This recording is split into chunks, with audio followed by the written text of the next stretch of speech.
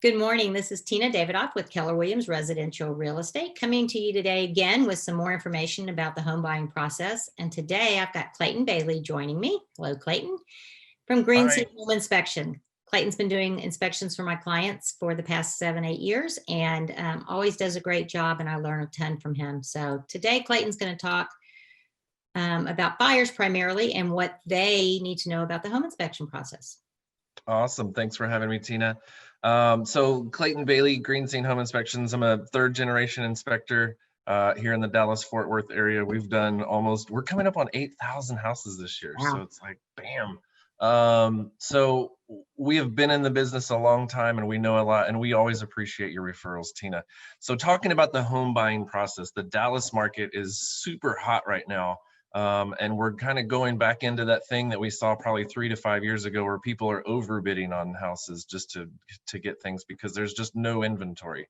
So None. that makes the inspection sort of that much more crucial because we're going back into that moment. I remember there was a house in East Dallas where the whole sewer line was gone underneath, and he knew it, and he paid $10,000 more for the house just to get it, and he didn't care that the sewer line was a problem. But I'm sitting here going, oh my gosh, you're like, you're gonna have to replace this. And he's like, yeah, I know, but I want the house and I want to be in it that much. And so now inspections are crucial. I'm gonna try to kind of keep this geared towards first time home buyers because we deal a lot with first time home buyers.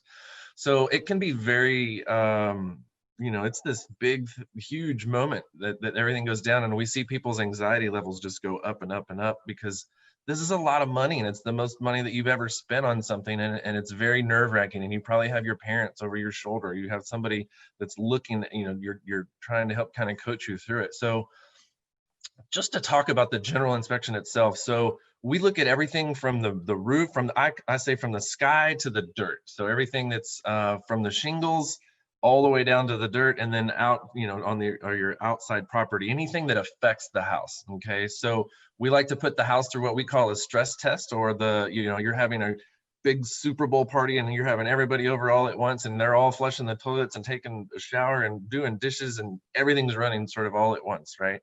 So we want to put the house through that stress, because if something's going to happen, it's going to happen at that time. So we're going to go through and turn on all the cold water and turn on all the hot water and check all the outlets and do all that kind of fun stuff. We're going to talk about things that are built by today's building standards, right? And this is where it's hard for first-time home buyers, because they're looking at a cool kind of up-and-coming neighborhood where there's older houses that are there, and they're looking at, maybe it's from the 40s or 50s, maybe it's from the 60s, there's no telling. But there's a lot of different codes and different building techniques that they had back then that we don't do today. And so the inspector's job is to call that out, the difference, but it doesn't mean that we need to bring everything up to code. So that's kind of we don't need to bring it up to today's code unless it's a safety issue. If there's something that's not safe about the property, then let's talk about it. And so when we go through, we want to make sure that you're paying attention to your top 5, which is the foundation, the roof, the plumbing, the electrical, and the HVAC. So those are the 5 categories that can be more costs, expense there. And we want to make sure that if anything's going on in any one of those categories, that we need to get that licensed electrician or that structural engineer or that licensed plumber.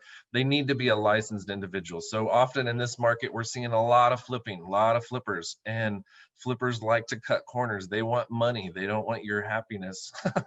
They want to make sure that they are making money. And so they cut corners, and they know they do things incorrectly, but they leave it to the inspector to find the problem, because if the inspector doesn't find it, they don't have to fix it, and that saves them money. So when you're walking a house or you're looking at a house, know that if you want to be in a specific neighborhood, that you're going to have all the houses in that neighborhood are going to have similar issues. And it's hard to do. You take decades and decades of building techniques, and we all have that in our head. So I know sort of what to look for in certain of your houses, but here's just a general way to do a little mini inspection if you want to, or you're previewing a property. So as you're walking the house, obviously you're going to be looking for floor slopes and things like that if it's an older property, but open and close all the doors that are out in the house. See if any of them are rubbing or anything that happens. You can, it sounds crazy, but every time you go through and you're looking at one of the places, go ahead and just flush the toilet. Like see if there's any air bubbles that come back through or anything that doesn't happen. You'd be surprised at how that's there. Look at if it's a pier and beam house. We just had this happen today where it's a flip property and they put brand new floors in everywhere, but they covered over the crawl space. And so make sure that there's a crawl space access and that you can get down underneath, because oftentimes that's where things kind of come apart. So also you want to look at the age of the water heater and look at the age of the air conditioner. Kind of look at the neighborhood itself of all the roofs in the neighborhood, because if there was a hailstorm or something that came through, you can kind of see that everybody's roofs should be up to date. And if yours isn't, then there's something that's going on there. So that's just a super fast way to kind of preview a house and walk around the house. Of course, you could walk around the outside, walk all the way around the outside to see if there's any major cracks in the walls or any stains on the bricks from something happening. But that's just a really fast way to look at a house. So quick question. So I think probably the biggest thing we have in our area is foundation and cracks. Yeah.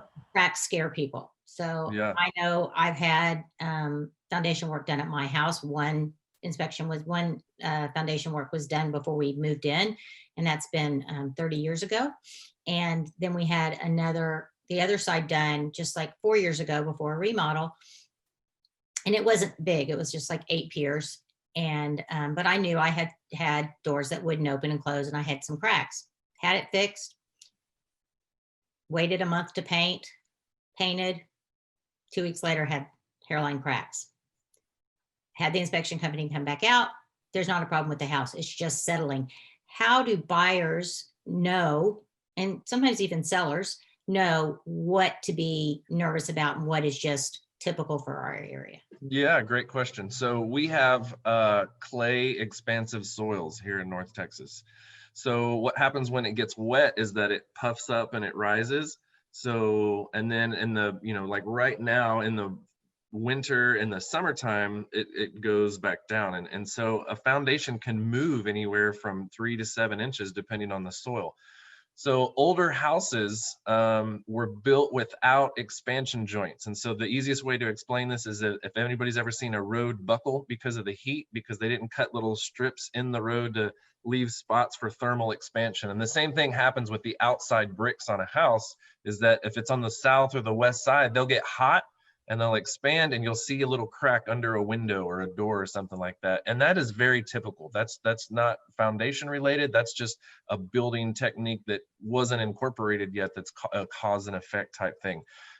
If you notice that there are cracks that you can stick a credit card in or something like your pinky size, then that's a significant crack.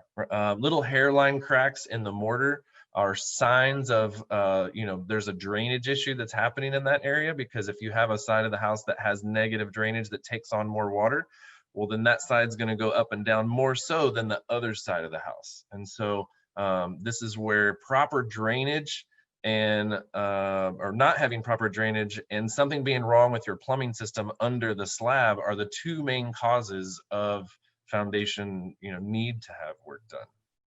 And I think people, when it's something underneath the foundation and it's a small leak, people really don't know about those things until they actually have it checked. Yeah.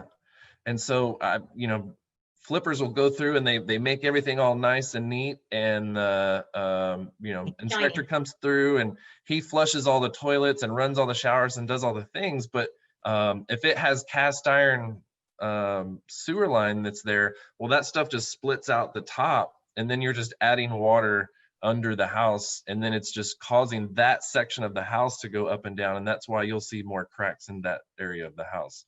But really, if you're a first-time home buyer that doesn't know and you don't have that trained eye, then it can be like, all these cracks are crazy and I need to run from this. Well, all houses in Texas, we all get old, we all get wrinkles, and that's what houses in Texas do is they, over time, they just breathe and they're moving just a little bit. So there's just little cracks that show up. As I learned with the purchase of my first house, I was told actually by my mom, but who was a realtor, it was like, there are three types of houses in Texas: those that have foundation problems, those that have had them, or those that are gonna have them. So Yeah. it's not a reason to run away from a house just because an inspector calls out something with the foundation. And that's just one other thing to mention, is that when you are, as an inspector, see things that you are questioning, like a roof, Hmm.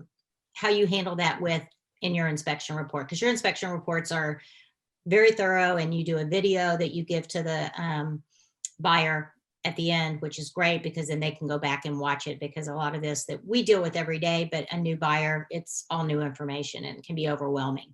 Yeah.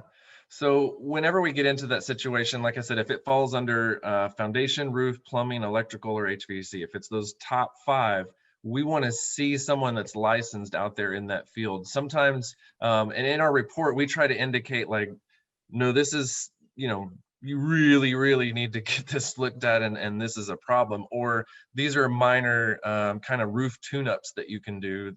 This is could be a future leak. It's more preventative maintenance type issues versus, no, this is leaking, or, I look in the attic and I see water stains that are coming down. So we're pretty good about, kind of pointing you in the right direction of what that is. We had one just here recently, a first time home buyer couple that was looking at a 1960s house, and 1960s house has that, mid 60s to mid 70s, it could be aluminum wiring. And this house did have aluminum wiring, and it did have cast iron sewer line. And there was just sort of a lot of stuff that happened. And they're looking at me like, should we run from this place? And, we can't legally answer that question. They always say you can't answer that question, but you can overcome it by saying, all right, well, here's who we need to get in there. We need to make sure the electrician is coming in here and checking all of this out. We need to make sure that the sewer lines are good, because, or, where they need to be. At the point where the, flipper has it, he's trying to make money. So he's going to say, just hand me the list and I'll fix everything that's on your list. And what happens is they have their guy fix it when they should have had that licensed professional do it. At the end of the day, I want first-time home buyers to think about, when not what you're dealing with right now, but after you've lived in it, 5 to 8 years statistically that you're going to be there, what's an inspector going to find in 5 to 8 years from now that you can't avoid the costs of? And so I always inspect a house sort of thinking at it from that standpoint, like what's somebody like me going to find 5, 8 years from now that could be a cost issue for this person that's buying it today. Okay, great information. And just one last thing before we wrap up, Clayton, I just wanted to ask, what about from the seller's perspective? Once in a while, a seller will do a inspection before they put it on the market. Talk a little bit about that, because sometimes I do suggest to my sellers, especially if they are relocating and they need to move quickly, that maybe they should go ahead and do an inspection beforehand to hopefully highlight anything that another inspector is going to find when it goes under contract. Yeah, absolutely. So we do pre-listing inspections as well. You want to make sure that you're just, again, I mentioned that top five. And if something pops up in the inspection report on that top five, and it's foundation, roof, plumbing, electrical, HVAC, that you have receipts from licensed people that to show, hey, here's what the inspector found, here's everything that we did. And that is the ultimate way to approach real estate, because you're being completely transparent, and your house sells like that. And the people that see it know that it's going to go quick. And it's those reload clients that they have to move quick and they do need to go fast. And so it helps. So if those are the situations, if it's an older house and it's, nothing's been updated, nothing's been done to it, and it's, from the 40s, 50s, the tricky thing about that is once we do the inspection, now you have to disclose the whole inspection report, and sometimes there's things that you don't want to disclose. And so in my opinion, I think that's why pre-listing inspections are discouraged. But if you want to just be open book transparent and do it the right way, then that pre-listing inspection is the way to go. But we're going to make sure that in the pre-listing inspection where or the normal inspection where we're helping a buyer through the process, on a pre-listing, we're kind of telling them, hey, make sure you don't have stuff in front of your panel box. Make sure that you don't have stuff in front of the attic entrance where we can pull down the attic ladder.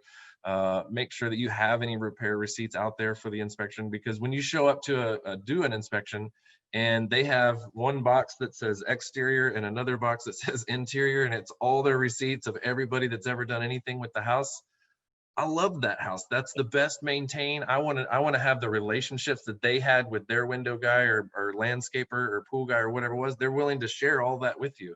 That's just the greatest way, best, in my opinion, the best transaction that can happen. So it just depends on. I love those sellers too. They're awesome. They're kind of a rare breed, but you know, it's okay. But if we can get more people to be like that, I think that life would be smoother, and we don't have these sort of, you know, angry phone calls or why didn't you tell me this or why didn't you show me that kind of thing. So you're just, let's go ahead and get it out of the way and, you know, get it done. All right. Well, that sounds good. Well, we're going to go ahead and wrap it up. Clayton, I thank you. As always, you're always a source for me. Even when I have questions, I'll just pick up the phone and call you. I think in all the inspections you've done for me, there's only been one that in the middle of it, you probably don't even remember it. You said to me, if you want to stop this inspection right now, I won't charge you the full deal. It was for an out-of-state buyer, and the house had terrible water issues, and we did walk away from that property. I recommend that all my buyers get a home inspection. It is not required, but it's certainly something everybody should do. And I try and walk my people through that so that they know what they're getting into. And anyway, thanks again. And Clayton Bailey with Green Scene Home Inspection. And I'm Tina Davidoff, and I have the recipe for real estate.